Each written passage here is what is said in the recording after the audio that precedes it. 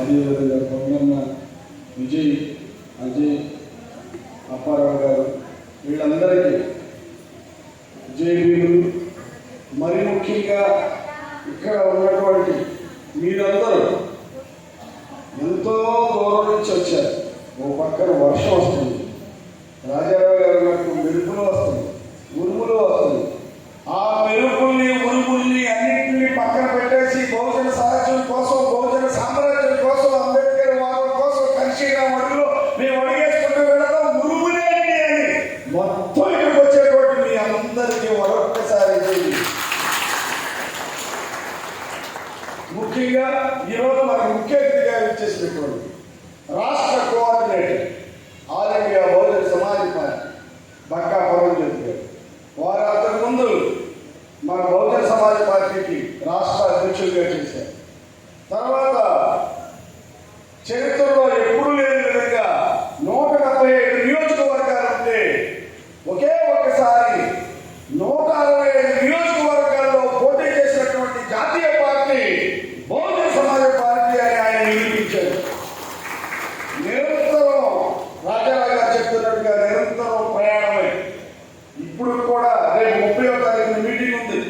దానికి ఒక పక్కన మత్స్యకారుల మీటింగ్, ఒక పక్కన దళిత కలెక్టర్ల మీటింగ్, మరో పక్కన ముస్లిం మైనారిటీల మీటింగ్, మరో పక్కన గిరిజన సదస్సు, ఇట్లా నిరంతరం తిరుగుతూనే ఉన్నా. నేను ఈ మధ్య పోయినసారి మన బక్కా పరంజ్యోతి గారి ఆదేశాల మేరకు నేను ఎంపీగా పోటీ చేశాను. నేను అంతకుముందు ఆంధ్ర యూనివర్సిటీలో ప్రొఫెసర్గా పనిచేశాను. ఇక్కడి నుంచి చాలామంది విద్యార్థులు ఆంధ్ర యూనివర్సిటీకి వచ్చారు.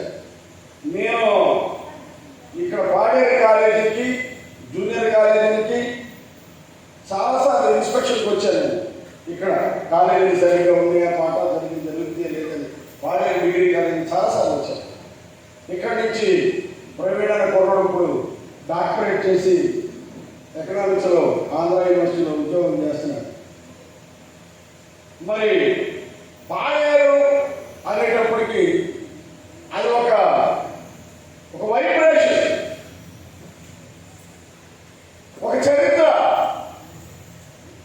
దేశవ్యాప్తంగా from Kashmir to Kanyakumari, from east to west, west to north, north to south, south to west, everywhere MLAs, MPs, all parties, Congress party, Janata party, YCP party, all parties recognized only one constituency in the entire India, that is only one Paderu.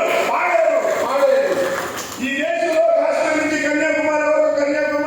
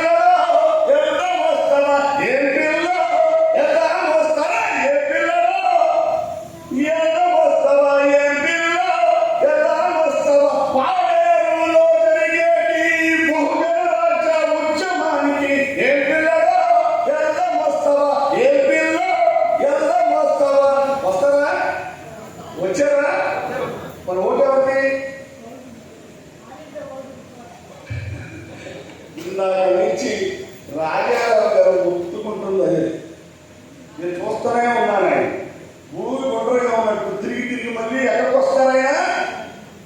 Vote అనే ఆయుధం. మీ అందరికీ చెప్తున్నాము, నాకైతే ఒక మంచి ఆశగానే ఉంది. ఆకలేస్తుందా? ఆకలి కేకలేస్తుందా? లేదా? నా ఆకలి కూడా చచ్చిపోయింది. ఎందుకంటే ఇన్ని నీలి కన్నవాళ్ళని చూసిన తర్వాత ఖచ్చితంగా మళ్ళీ పాడేరు నుంచే అసెంబ్లీకి రాజారావుని మీరు పంపిస్తారని ఒక నమ్మకం కుదిరింది.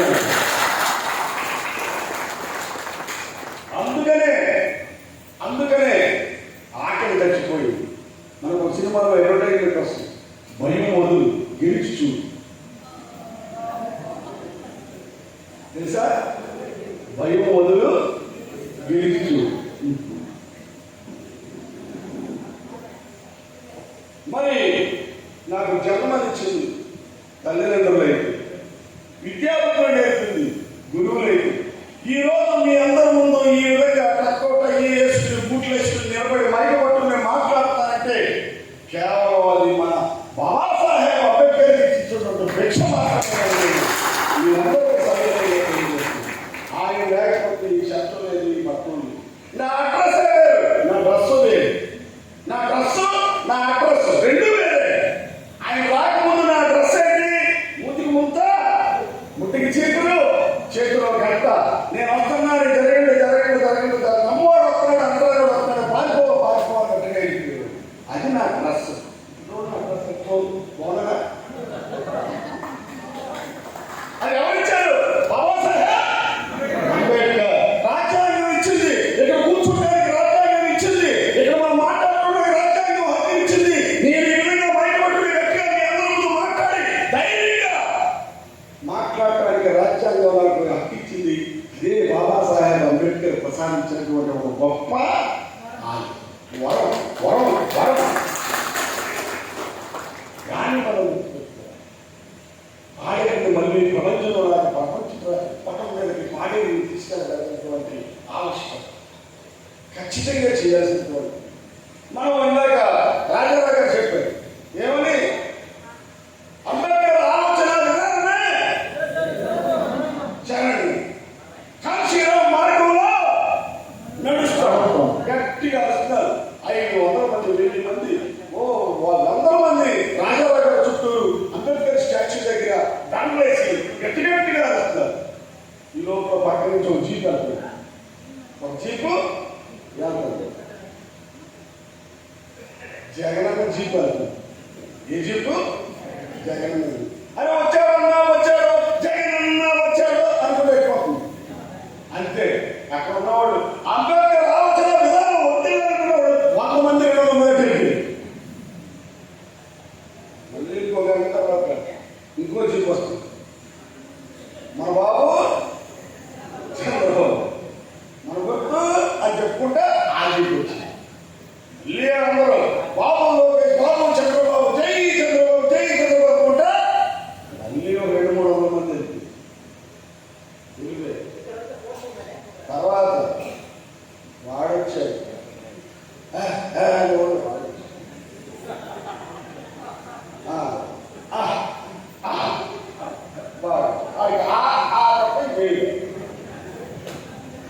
మన బుర్ర పిల్లలు ఎంతో అనుకోలేదు. బుర్రలు ఉన్నారు కదా, వాళ్ళు అనమాట వాడికి అట్రాక్ట్. వాడు వెళ్ళిపోయాడు.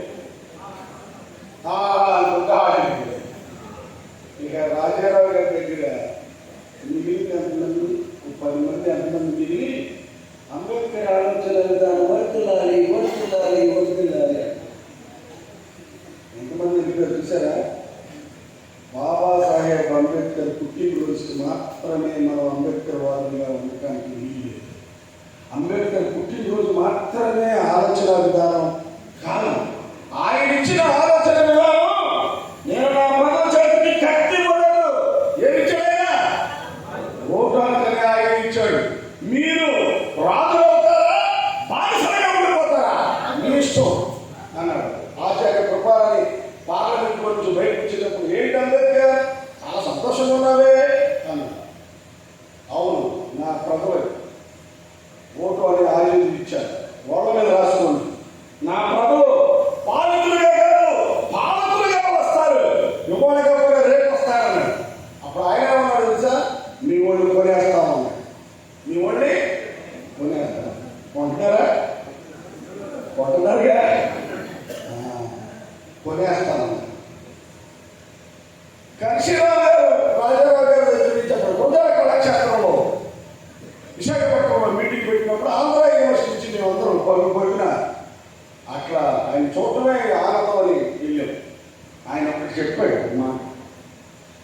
ఇంత స్టీల్ ప్లాంట్, ఇంత ఆంధ్ర యూనివర్సిటీ, ఇన్ని పరిశ్రమలు, ఇంతమంది చదువుకున్న వాళ్ళు ఉన్నారు.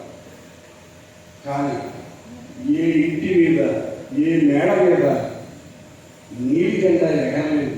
కానీ ఏ చదువు లేని, అమాయక చదువు లేనటువంటి గిరిపుత్రులు, ఆదివాసీలు, నిజమైనటువంటి అంబేద్కర్ వారసులు వాళ్ళ గుడిసెల మీద నీటి జెండా ఎగరేశారు.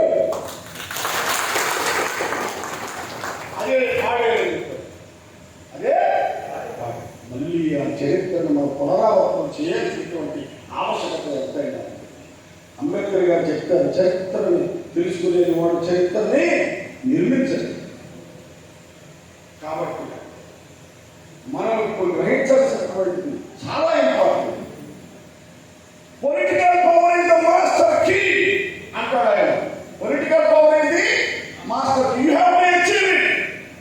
Educate yourself, educate yourself, organise yourself, ultimately get the key in your hand. The key is political power key and you should not sell your right to work for 2000 or 3000 or for biryani or for water bottle. Achieve the key, then you can distribute. That is the philosophy given by Dr. Baba Saheb Ambedkar.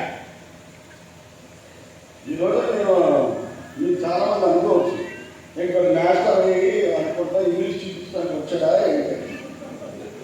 Students ఉన్నారా ఇక్కడ? ఉన్నారా students?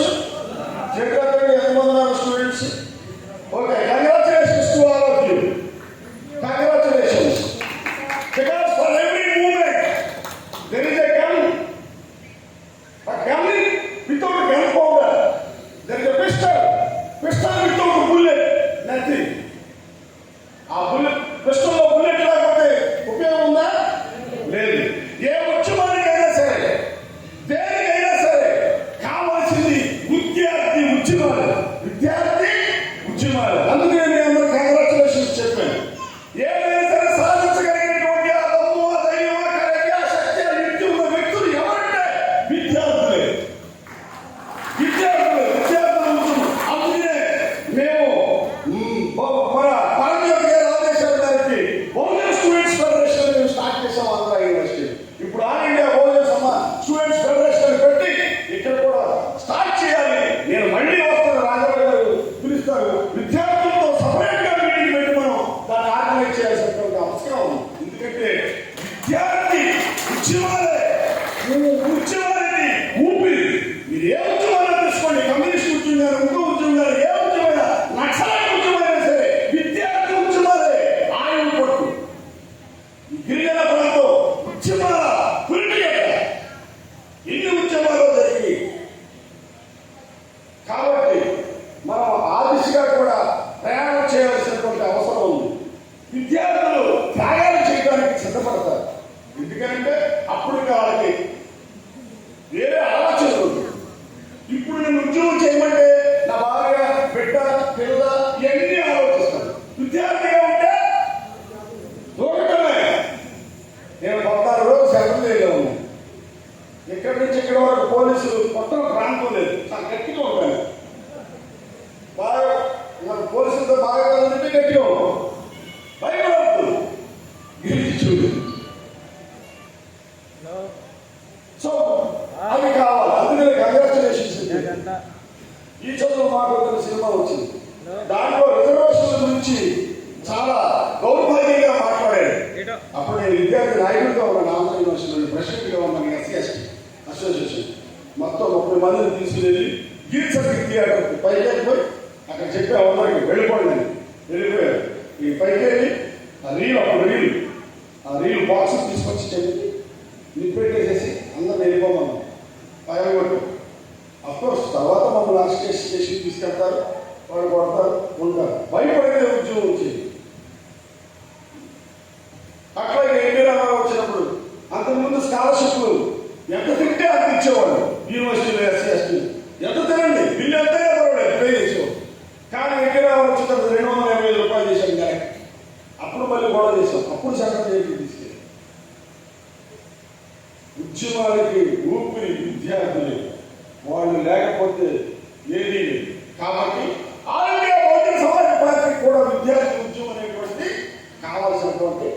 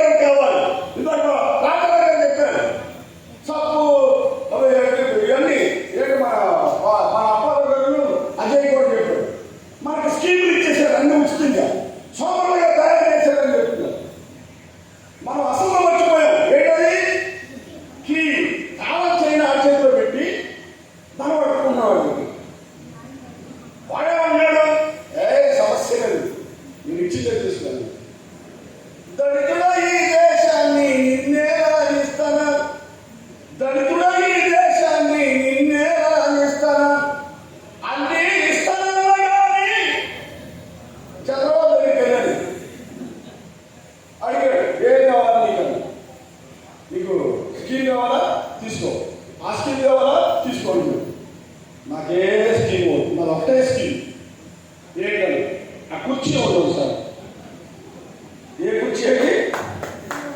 ఏ కుర్చీ? CM కుర్చీ ఉంది sir.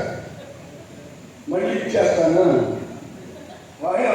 అన్నీ ఇస్తానన్నా కానీ అధికారం ఇస్తానన్నా, దళితుడే ఈ దేశాన్ని నిన్నే రాణిస్తాను. ఎవరన్నా అరే ఇంత కష్టపడి రాజమండ్రి జైల్లో 53 రోజులు ఉంటే నువ్వు రాలేదు మాట్లాడటానికి ఇప్పుడు కుర్చీ అడుగుతాడు. నా కొడుకున్నాడు లోకేష్, వాడు ఇవ్వద్దా? నీకు ఎక్కడ ఇస్తాను? బర్రెలు ఇస్తాను ఓరి దళితుడా, గొర్రెలు ఇస్తాను ఓరి దళితుడా, షాపులు ఇస్తాను ఓరి దళితుడా. బాబా అవన్నీ ఉంది సార్. ఒక్కసారి తాళగా ఉన్నాయి. అన్నీ ఇస్తానన్నా కానీ అధికారం ఇస్తానన్నా